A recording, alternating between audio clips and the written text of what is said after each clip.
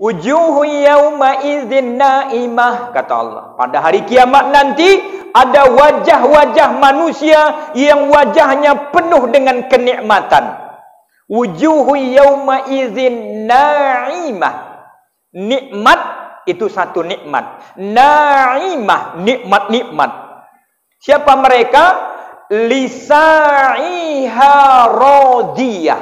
Mereka yang berusaha di dalam hidupnya di dunia, radiyah, mereka ridho kepada Allah. Itulah orang yang mau pergi kerja tidak lupa baca bismillah. Bismillahi tawakkaltu 'ala Allah, la haula wala quwata illa billah. Dijamin siapa yang pergi kerja baca bismillah, beruntung dia bersyukur, kalaupun tak beruntung, enggak pulang modal, dia sabar. A'udzu billahi minasyaitonir rajim. Bismillahirrahmanirrahim. Assalamualaikum warahmatullahi wabarakatuh.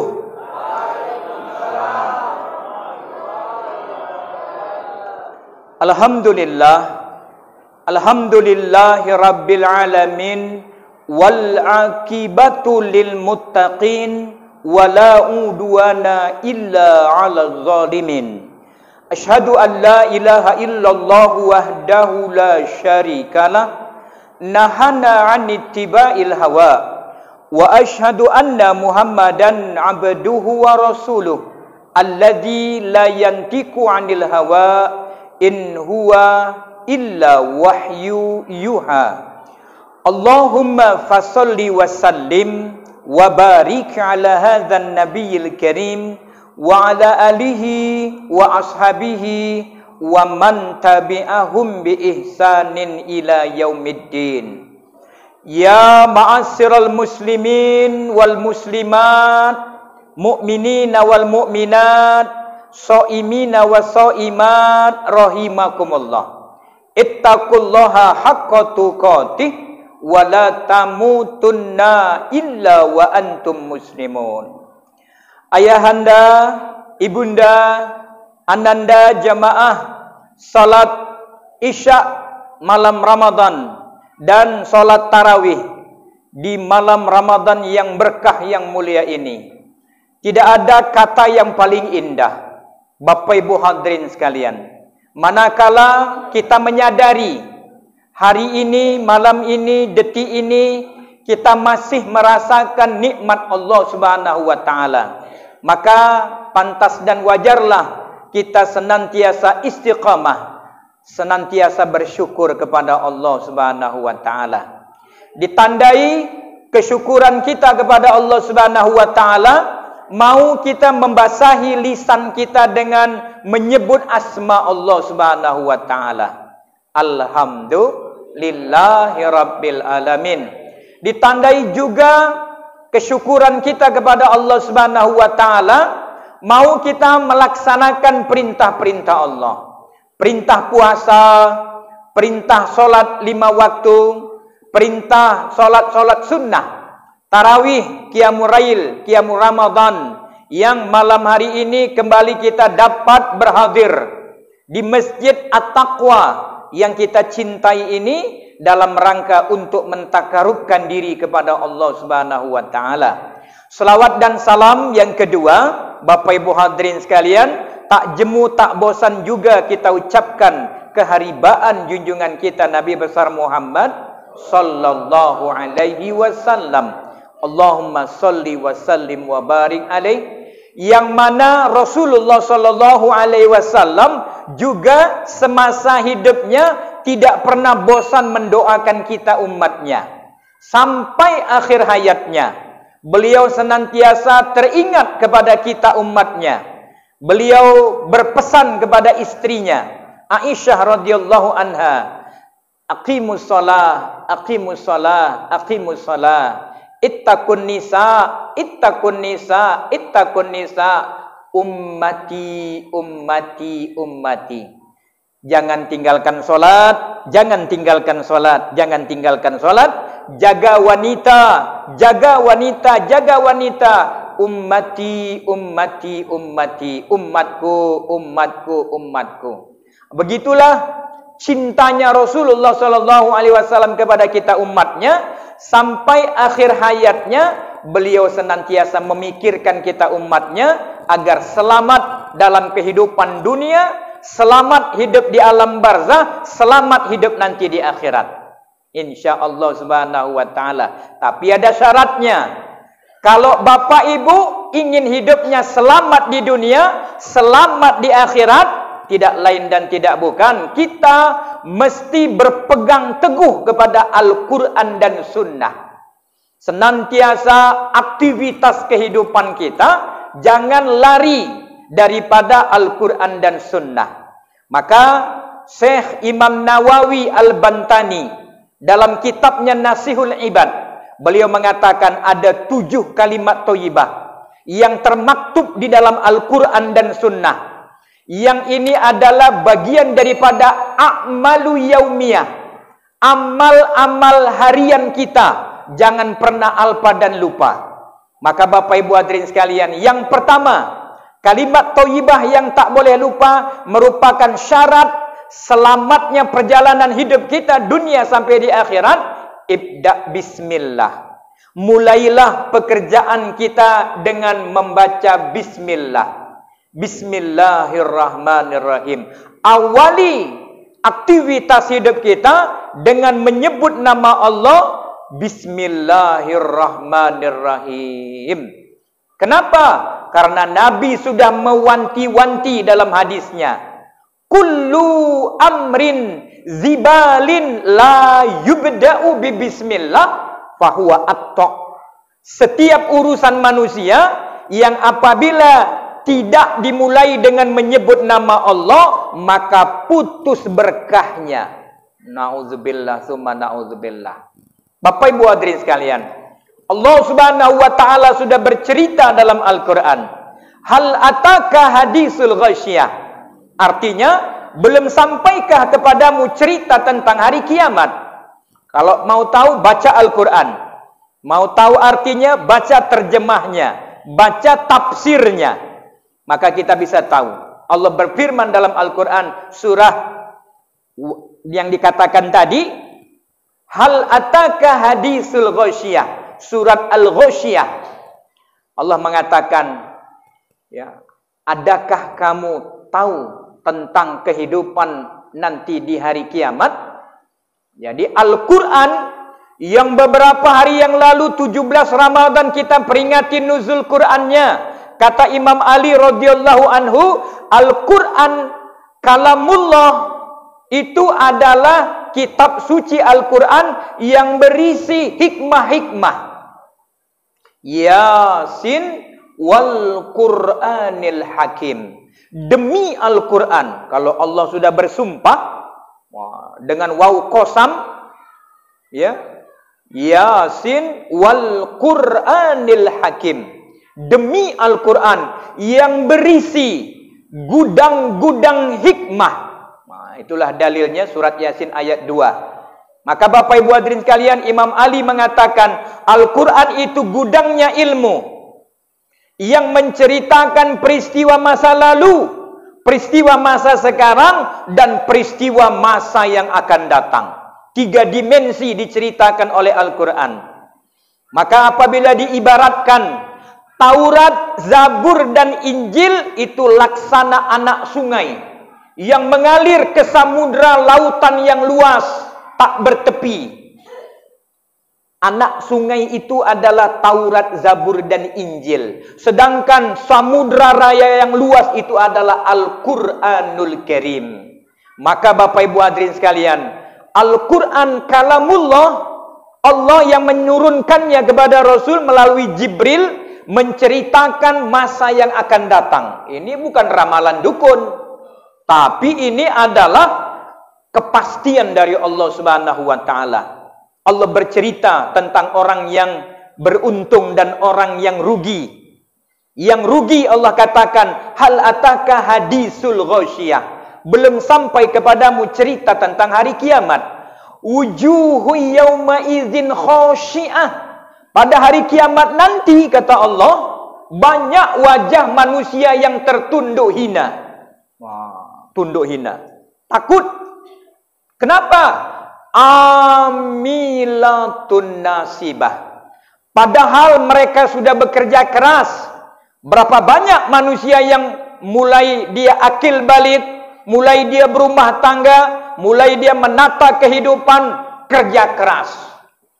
Ke sawah, ke ladang, ke pabrik, ke mana-mana dia bekerja, pergi pagi pulang petang. Ada yang pergi pagi pulang malam. Ada yang pergi pagi pulang pagi lagi, Pak. Ada yang pergi enggak pulang-pulang.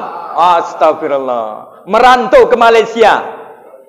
Wow, Bang Tohib. Astagfirullah. Jadi Bapak Ibu hadirin yang dirahmati oleh Allah Subhanahu wa taala, kerugian orang-orang yang hidup tidak mau membaca bismillah mulai beraktivitas, itu adalah orang-orang yang merugi. Nanti dia akan malu di hadapan Allah, tertunduk hina. Amilatun nasibah.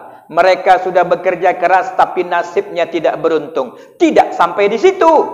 Karena dia tidak beramal, tidak baca bismillah, tidak pakai ilmu tauhid dia hidup di dunia ini, maka Bapak Ibu hadirin kalian, tasla naron hamiyah, tusqa min ainin aniyah, laisa lahum ta'amun illa min dhari.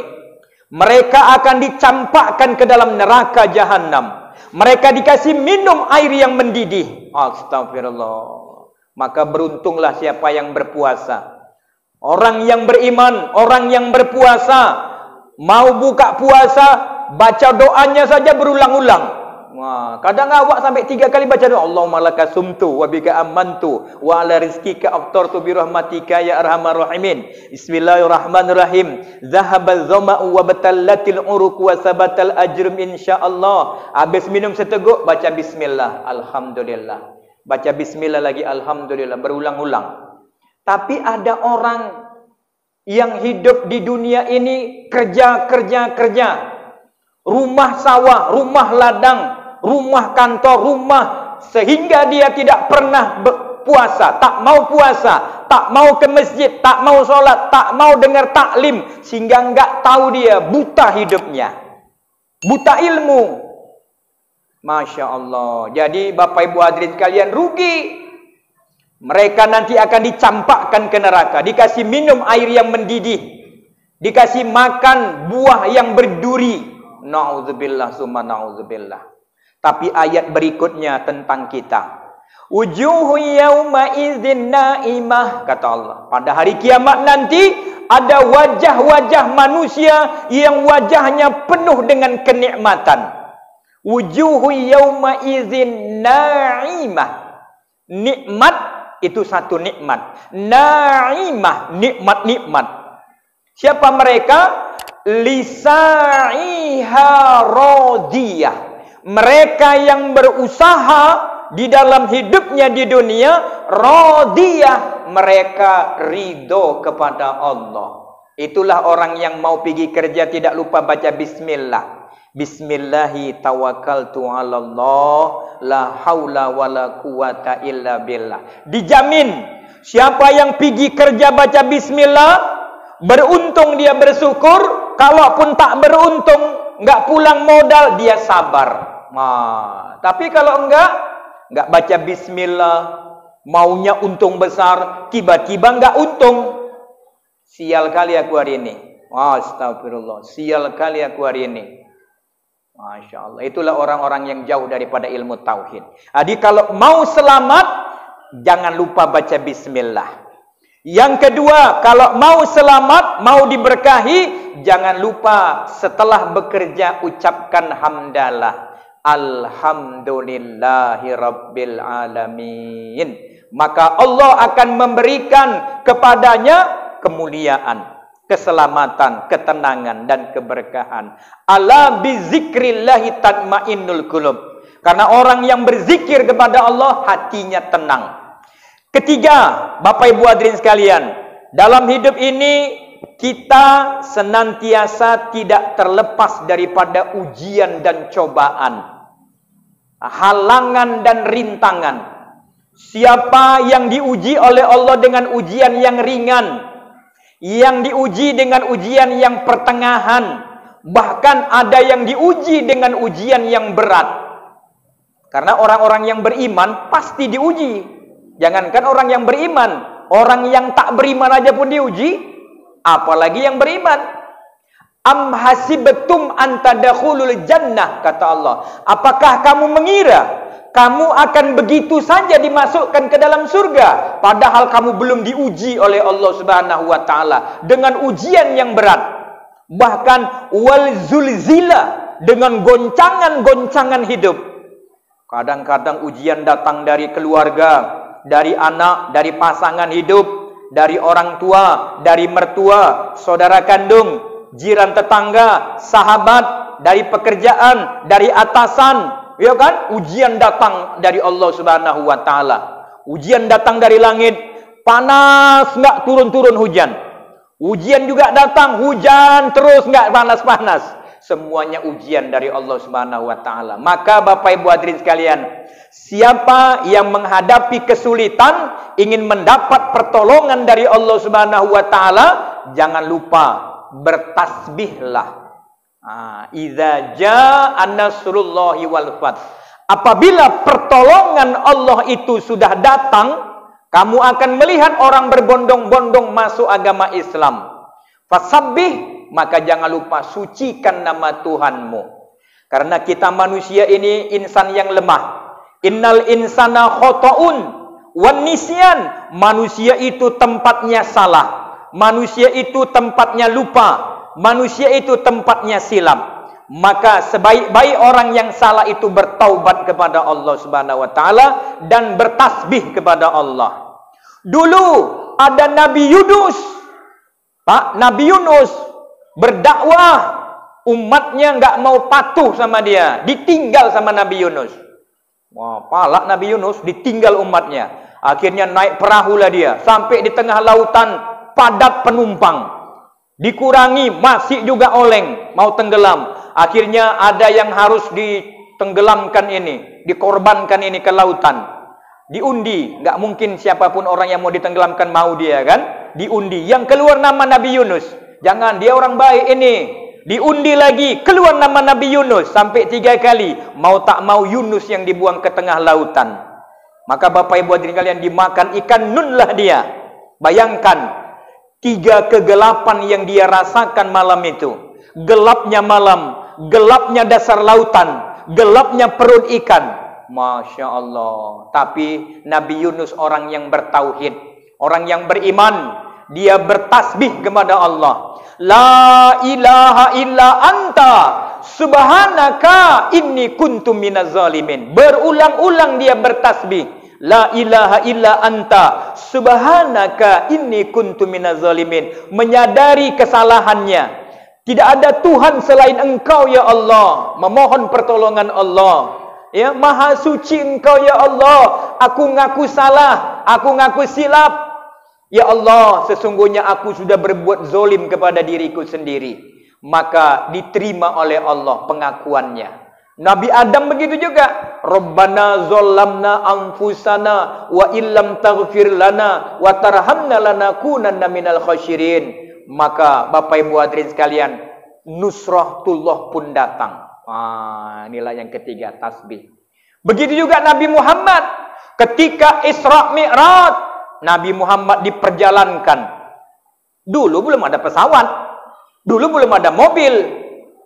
Tapi Nabi Muhammad SAW diperjalankan dari Masjidil Haram ke Masjidil Aqsa, naik ke langit ke-7 ke Sidratul Muntaha. Orang tak ada yang percaya kecuali Abu Bakar Siddiq radhiyallahu anhu dan orang-orang yang beriman kepada Nabi Muhammad SAW. Tapi jangan lupa, Nabi Muhammad itu diperjalankan dalam waktu yang singkat, setengah malam saja. Bapak Ibu hadirin kalian, kalau waktu itu kendaraan naik unta 3 bulan baru nyampe ke Masjidil Aqsa. Tapi Nabi Muhammad setengah malam saja sudah sampai ke Masjidil Aqsa, naik ke langit ke-7 lagi. Tidak ada yang percaya. Tapi itulah kebesaran Allah. Dimulai dengan kalimat tasbih. Quran surat Bani Israel ayat 1. Al-Isra ayat 1. Subhanallazi asra bi 'abdihi lailam minal masjidil haram ilal masjidil aqsa. Begitu juga kita yang memiliki problematika kehidupan di dunia ini. Apabila mentok, enggak ada jalan keluar, ya, Bapak Ibu hadirin kalian, jangan lari ke dukun. Astagfirullah. Tapi bermunajat kepada Allah. Subhanallah.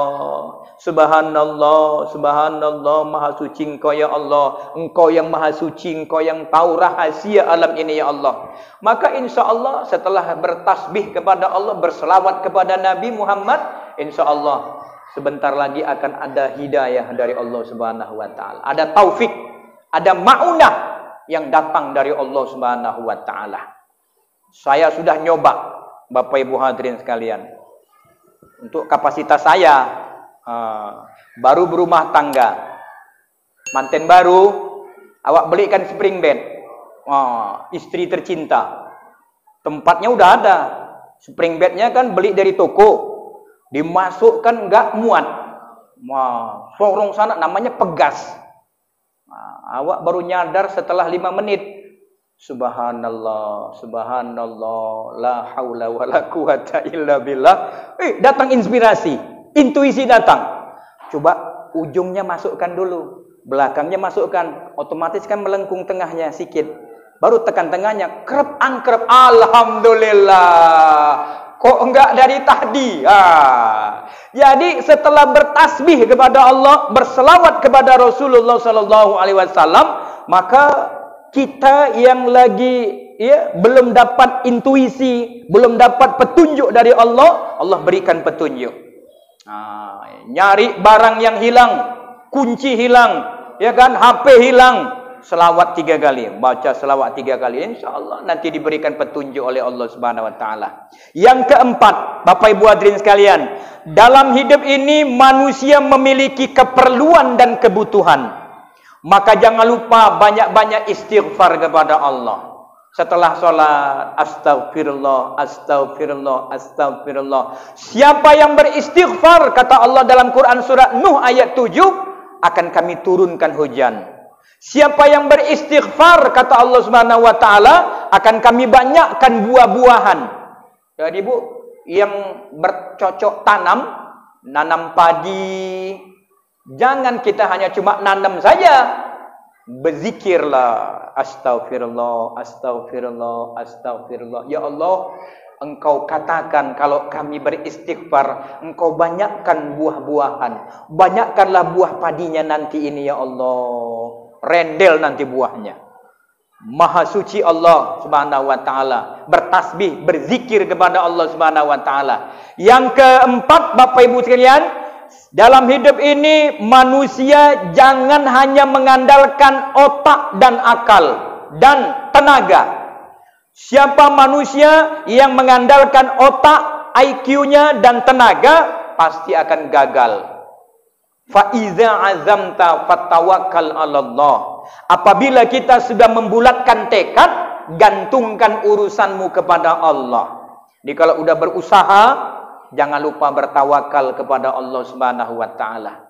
Kalau enggak, manusia ketika gagal, dia bisa putus asa. Bapak Ibu hadirin kalian, berapa banyak orang-orang tua, pebisnis ulung, keuntungan besar, modal besar, ketika gagal, banyak yang bunuh diri. Astagfirullah. Tapi kalau orang yang beriman enggak seperti itu. Ketika gagal, dia mendekatkan diri kepada Allah Subhanahu wa taala. Bertawakal dia kepada Allah Subhanahu wa taala. Bismillahi tawakkaltu 'alallah, la haula wala quwata illa billah. Yang keenam, kalimat tauhid yang tak boleh lupa. Nabi bersabda, "Man akhiru kalami la ilaha illallah dakhalal jannah." Siapa yang akhir hayatnya mampu mempertahankan kalimat tauhid la ilaha illallah, insya Allah nanti dijamin masuk surga. Maka setelah sholat, dalam waktu senggang, kapan di mana saja, lisan kita senantiasa berzikir kepada Allah Subhanahu wa taala, mengucapkan kalimat tauhid. La ilaha illallah, la ilaha illallah, la ilaha illallah. Kenapa? Karena siapa yang membiasakan tauhid, membiasakan kalimat thayyibah ini, insyaallah nanti akhir hayatnya kecintaannya terhadap tauhid. Allah katakan dalam Al-Qur'an, wal adiyati dhabaha, demi kuda perang yang berlari sangat kencang sampai debu-debu berterbangan. Demi kuda perang yang masuk di kancah peperangan. Demi kuda perang yang berangkat di waktu subuh. Ini ada tamsilan dari Allah. Allah bercerita kepada kita, hambanya, perhatikanlah kuda perang. Ketika diperintah sama tuannya untuk berperang, walaupun terik matahari tetap berangkat dia. Walaupun pagi subuh dingin, tapi tetap berangkat dia. Demi kuda perang yang dimasuk ke kancah peperangan, walaupun taruhannya kena tombak, kena panah, tapi tidak ada kuda yang mundur ke belakang. Allah katakan, apakah yang didapatkan kuda dari tuannya?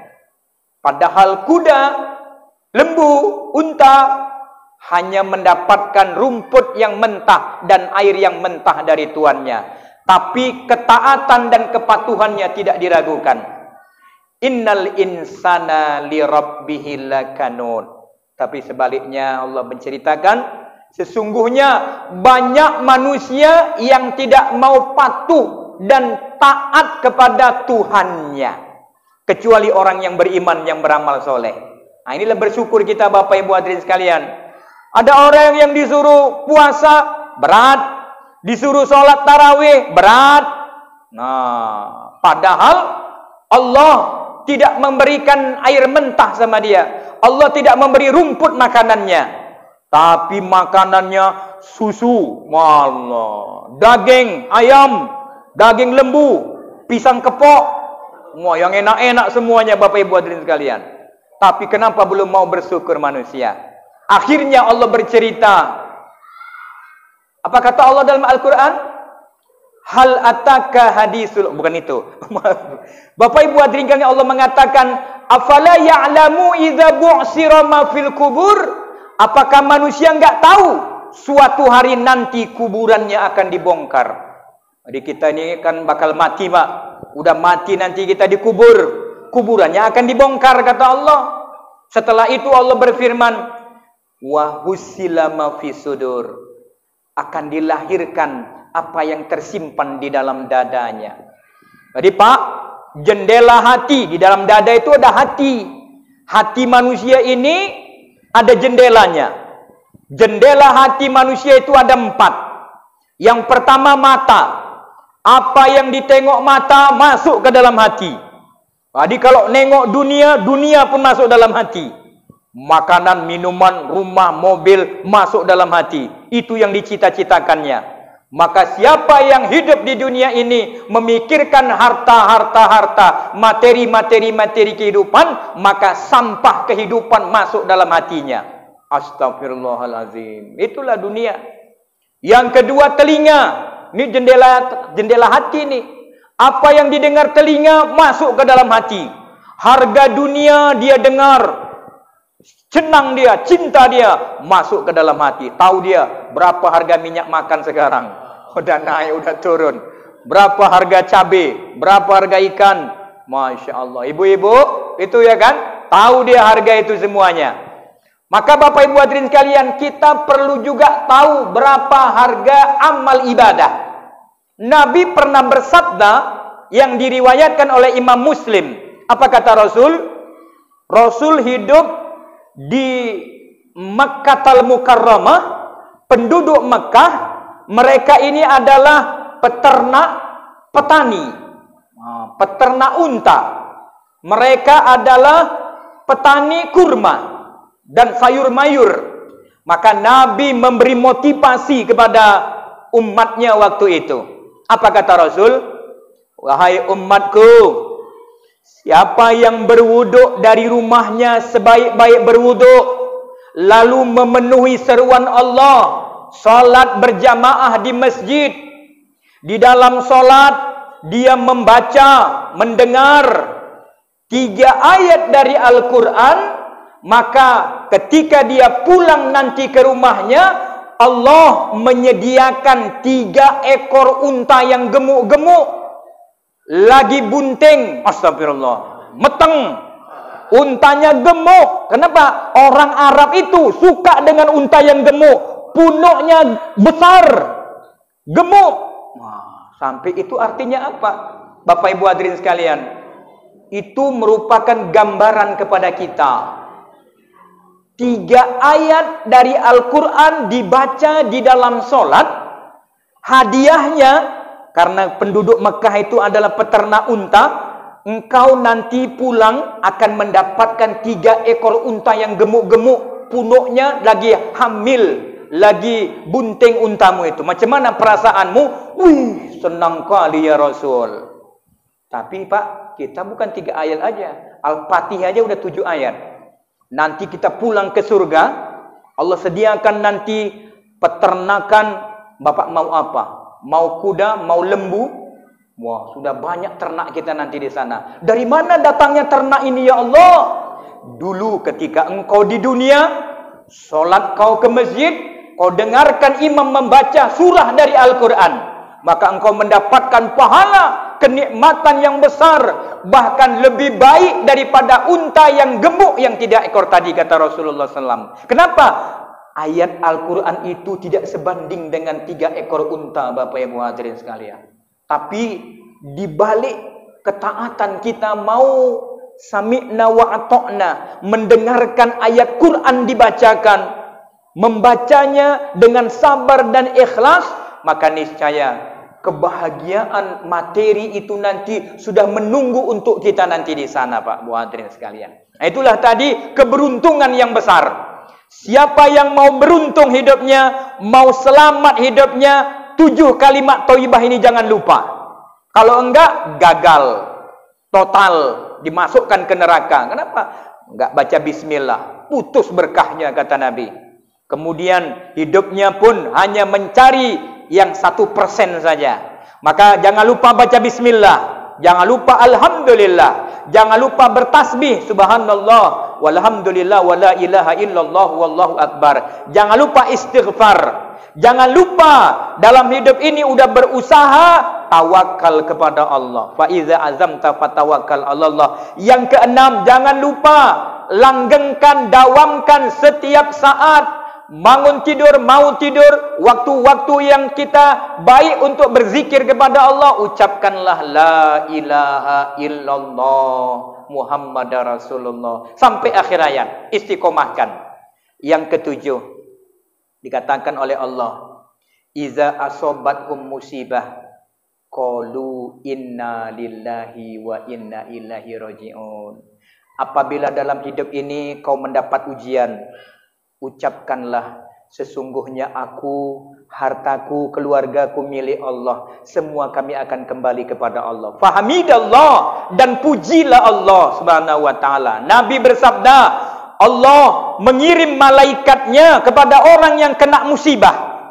Apa kata Allah? Wahai malaikatku, apa yang dikatakan hambaku ketika yang dicintainya aku ambil dari sisinya, keluarganya aku ambil, hartanya aku ambil, umurnya, tenaganya aku kurangi, sakit dia, apa yang dia bilang? Dia bilang inna lillahi wa inna ilaihi raji'un.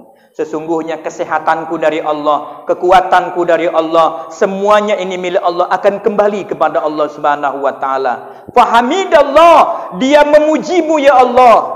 Maka Allah berkata, bana fil jannati baitul hamdi. Siapkan istana untuknya nanti di surga. Alhamdulillah. Betapa sempurnanya ajaran Islam.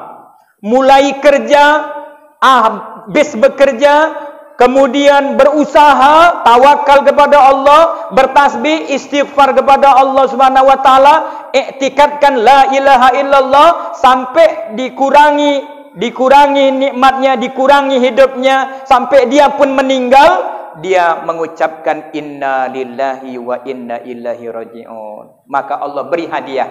Hadiahnya 3. Ulaika alaihim salawatu mir rabbihim wa rahmah wa ulaika humul muhtadun.